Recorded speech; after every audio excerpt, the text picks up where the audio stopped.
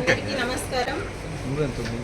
ఈ నెల 18వ తారీఖున పల్నాడు జిల్లాలో వెంకాయపాలెం అన్న ఊర్లో ఈ ఘటన ఒక మనిషి కారు కింద జగన్మోహన్ రెడ్డి ప్రయాణించే కారు కింద పడినా కూడా చూసుకోలేని పరిస్థితుల్లో ఈ జగన్మోహన్ రెడ్డి కళ్ళు మూసుకుపోయి ప్రవర్తిస్తున్నాడు.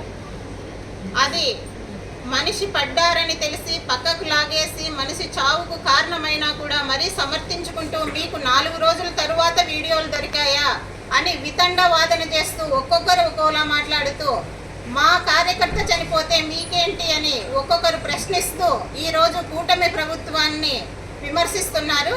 ఇప్పుడు కార్యకర్తకే కాదు, మా కూటమి ప్రభుత్వానికి అధికారం ఇచ్చిన ప్రజలకు రెస్పాన్సిబిలిటీగా ఆయన ప్రాణాలకు కూడా ఈ ప్రభుత్వమే బాధ్యత వహిస్తూ ఆయన సెక్యూరిటీ ఈరోజు చూసుకుంటున్నది కూడా ఈ ప్రభుత్వమే అని ఈ వైసీపీ నాయకులు, కార్యకర్తలు, జగన్మోహన్ రెడ్డి గారు అందరూ గుర్తుపెట్టుకొని మాట్లాడాలి.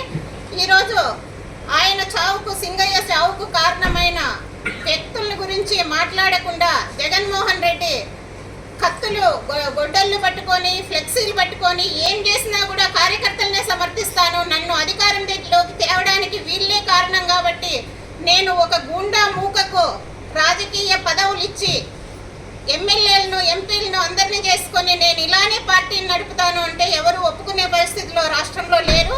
కాబట్టి మీరు అన్ని అర్థం చేసుకొని 11 సీట్లకు దిగజారిపోయినా కూడా మీ అహంకారం ఈ ఆంధ్రప్రదేశ్ పైన చూపిస్తున్నారు. ఇవన్నీ మానుకొని పరిపాలనలో ఏమన్నా లోపాలను ఎత్తి చూపితే ప్రజలకు ఉపయోగకరంగా ఉంటుంది. చెప్పిన హామీలు కానీ, నెరవేర్చనివి కానీ ఇలాంటివి మీరు రైజ్ చేసి ప్రభుత్వాన్ని అలర్ట్ చేయాల్సిన బాధ్యత ప్రతిపక్ష పార్టీకి ఉంది. ప్రతిపక్ష హోదా కూడా లేదు కాబట్టి మీరు ఎలాంటి లోపాలనైనా రిక్వెస్ట్ చేసుకొని ప్రజలకు అంతో ఎంతో ఉపయోగపడాలని ఈ వైసీపీ నాయకులకు మేము తెలియజేస్తున్నాం. జై జనసేన, జై హింద్.